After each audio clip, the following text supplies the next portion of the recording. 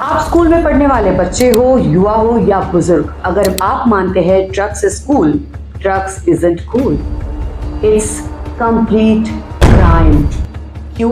लेकर चलती हूँ इस रिपोर्ट के साथ आपको आगे।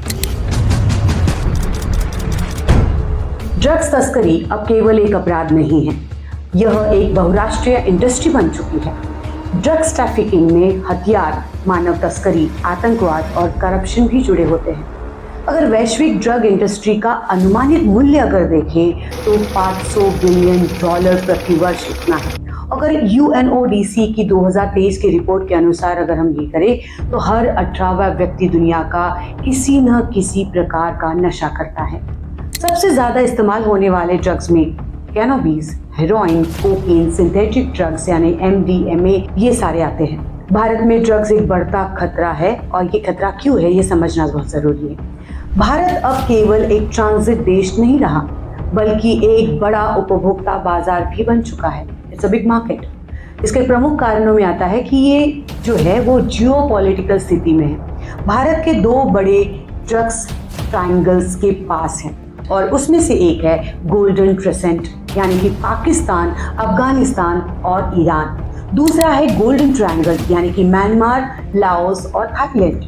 पंजाब, महाराष्ट्र, हिमाचल प्रदेश और गोवा ऐसे जो राज्य है जो ड्रग्स ट्रैफिकिंग में हाई रिस्क जोन बन चुके हैं। युवाओं में ड्रग्स का बढ़ता आकर्षण, मानसिक तनाव, बेरोजगारी और इंटरनेट का उपयोग ये प्रमुख कारण है। 2023 और 2024 के आंकड़े बताते हैं कि NDPS यानी कि narcotics drugs and psychotropic substance act के तहत 76,000 से ज्यादा केस दर्ज है और NCB यानी कि नार्कोटिक्स कंट्रोल ब्यूरो ने वर्ष 2023 में 3,000 किलो से ज्यादा हेरोइन और 1,100 किलो से ज्यादा कोकीन जब्त किया है।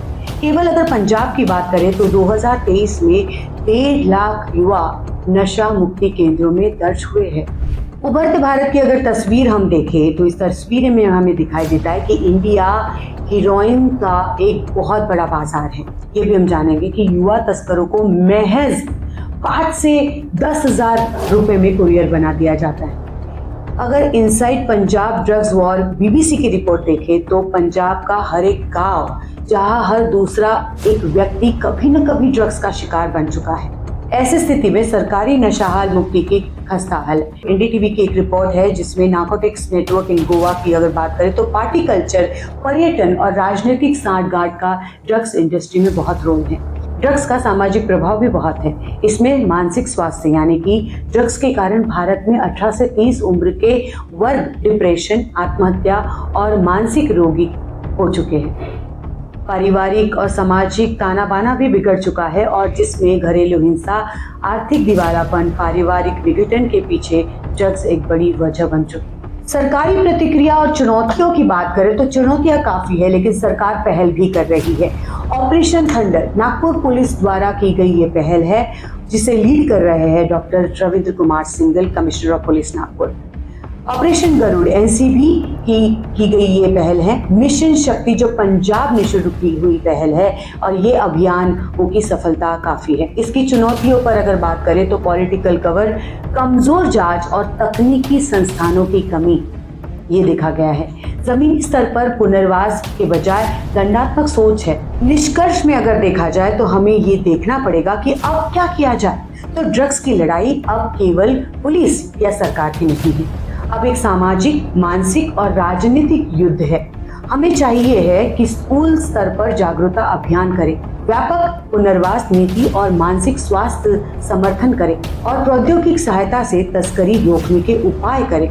जवाबदेही वाली पॉलिटिकल इच्छा शक्ति होनी चाहिए और ड्रग्स से लड़ाई केवल सप्लाई चेन से नहीं, मांग से शुरू होती है। इसीलिए जब युवा ना कहेंगे तब नेटवर्क टूटेगा। इसीलिए अब हमें समझना होगा कि ड्रग्स कूल नहीं है और इसकी मांग को रोकेंगे तो इसका बिजनेस पर इफेक्ट होगा और जब बिजनेस में डिमांड नहीं होगी तो सप्लाई अपने आप रुकेगा। डॉक्टर रविंद्र कुमार सिंघल ने इस पहल की शुरुआत की और नागपुर में ये बहुत बड़े पैमाने पर अवेयरनेस कैंपेन्स शुरू हुए हैं। साथ ही साथ पुलिस कार्रवाइयां भी हो चुकी हैं। इस रिपोर्ट को सुनने के बाद में ये तो तय हो चुका है कि ड्रग्स ये सिर्फ फूल लगने वाली चीज नहीं है, ये क्रिमिनल माइंडसेट द्वारा रचा गया पूरा बिजनेस इंडस्ट्री है। और इस इंडस्ट्री को अगर आपको कट ऑफ करना है तो आपको हमें डिमांड को खत्म करना पड़ेगा ताकि सप्लाई खत्म हो। इसलिए अवेयरनेस जरूरी है। स्कूली बच्चे, युवा और बुजुर्ग, इन सब में ये सोच आना जरूरी है कि अगर डिमांड कम होगी तो सप्लाई अपने आप कम होगा। जुड़िए ऑपरेशन थंडर के साथ में, क्योंकि ये पहल समाज को सुरक्षित और बेहतर बनाने की एक पहल है।